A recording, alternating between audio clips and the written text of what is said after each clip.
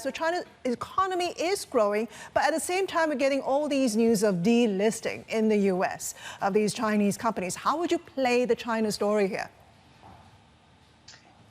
I think it really highlights one of the risks going into 2021. I mean, generally we think it's a positive environment, but if you look at the risks out there, a lot of it is around the U.S China relationship. There's a lot of optimism in the market around what a President Joe Biden can do in terms of de-escalating tensions, and there's clearly a bit of a risk that people have got too optimistic on that.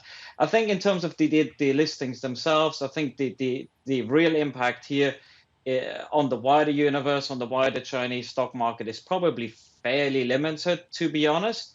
I think it's more in terms of what it highlights, that these tensions haven't gone away and aren't likely to go away in the very short term. But in itself, I don't think it undermines the investment case for China. Patrik, two questions coming from me as a follow-up to that. And how will China retaliate as a result of these delisting? And the other one is, will things change under a Biden presidency?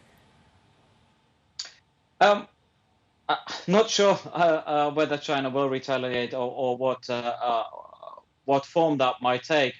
I think at the moment we may see them being a little bit more hesitant, to wait and see how things develop once Biden does come in. So you probably don't want to poison the atmosphere, before he even gets started.